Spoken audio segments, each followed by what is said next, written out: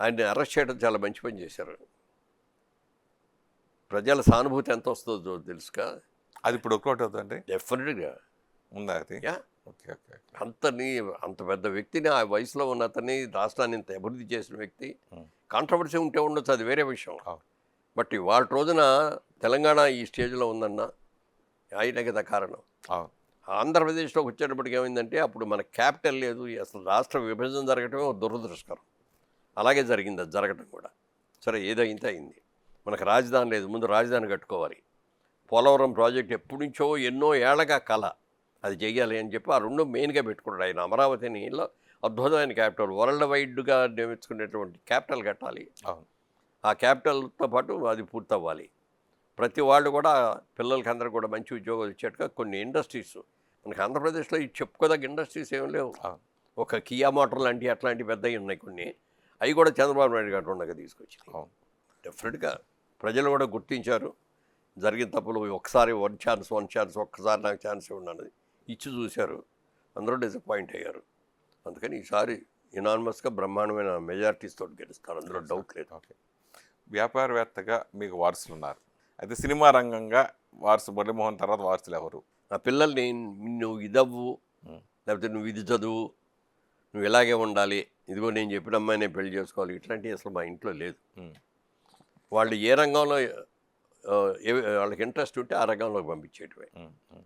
పొలిటికల్గా మీ కోడలు మళ్ళీ తీసుకొచ్చి మళ్ళీ ఒకసారి మళ్ళీ తర్వాత ఎందుకు మళ్ళీ దూరం అయ్యారంట? పొలిటికల్గా కూడా వాళ్ళకే ఇష్టం లేదు, అమ్మాయికి ఇష్టం లేదు. కాబట్టి నాకు ఫస్ట్ టైం ఓడిపోయినందుకు సెకండ్ టైం వాళ్ళందరూ కూడా వచ్చి ప్రచారం చేశారు. ప్రచారాలన్నీ కూడా బాగా సక్సెస్ అయినవి. వాటిని రూప మా డాక్టర్లా తనకు కొంత పొలిటికల్లో ఇంట్రెస్ట్ ఉంది.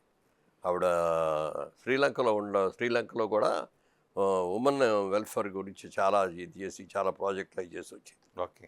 అనుభవంతో చేయాలని అనుకుంది, బట్ ఆ వేవ్లో ఆవిడ కూడా కొట్టుకుపోయింది. ఈ వద్దులేమ్మా, మనకి నీ ఆరోగ్యం కూడా కొన్ని ప్రాబ్లమ్స్ ఉన్నాయి, రాజకీయాల్లోకి వెళ్ళి నువ్వు తిరగటం మొదలు పెట్టావంటే. తను కూడా బిజినెస్ స్టార్ట్ చేసుకుంది. ఆ బిజినెస్ స్టార్ట్ చూసుకో, ఈ అమ్మాయి పెళ్ళి ఒక్కతే కూతురు వాళ్ళకి. ఈ ఇయర్ ఎండింగ్లో పెళ్ళి. చక్కగా అది చూసుకో హ్యాపీగా. మళ్ళీ రాజకీయాలని అడ్డుపడిపోయి ఇంట్లో ఆవిడ ఒక్కతే ఇంట్లో ఉండి. ఇప్పుడు కిరవాణి గారు అబ్బాయికి, కిరవాణి గారు అబ్బాయికి శ్రీసింహకి. సో ఎప్పుడే ఎంగేజ్మెంట్ ఎప్పుడండి? అది ఎంగేజ్మెంట్ నవంబర్లో అండి. ఓకే. పెళ్ళి ఏమో డిసెంబర్లో. ఎలా వాళ్ళిద్దరు ప్రేమించుకున్నారు? ఆ మ్యారేజ్ ఎలా? వాళ్ళు చెప్పేవరకు అసలు మాకు తెలియదు ఎప్పుడు. వాళ్ళు అంటే మన జగపతి రాజేంద్ర ప్రసాద్ గారి మనవరాలు ఉంది, ఆ మనవరాల్ని రాజమౌళి గారి అబ్బాయికి ఇచ్చి పెళ్లి చేశారు. అవును అవును. మా అమ్మాయిను ఆ అమ్మాయి బాగా క్లోజెస్ట్ ఫ్రెండ్స్ అనమాట. ఓకే. ఆ ఫ్రెండ్స్తో అక్కడికి వెళ్ళిన తర్వాత వాళ్ళందరూ కలవటం, తమ అమ్మాయి బిహేవియర్ చూసి చక్కగా ఉంది, బాగుంది, డీసెంట్గా మాట్లాడతాను, అట్లాంటి ఇంప్రెషన్తో వచ్చింది.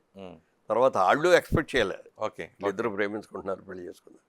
సడన్గా చెప్పింది, ఓకే అమ్మ బాగానే ఉంది, నీకు నిజంగా ఇష్టమేనా అంటే నిజంగా ఇష్టమైన. ఓకే. అని డౌట్ లేదు, ఎప్పటి నుంచి ప్రేమిస్తున్నారు? 1 సంవత్సరం నుంచి ప్రేమించుకుంటున్నాం. ఓకే అని అన్ని తర్వాత మాకు కాన్ఫిడెన్స్ వచ్చాకే మీకు చెప్తున్నాం అన్నారు. ఓకే.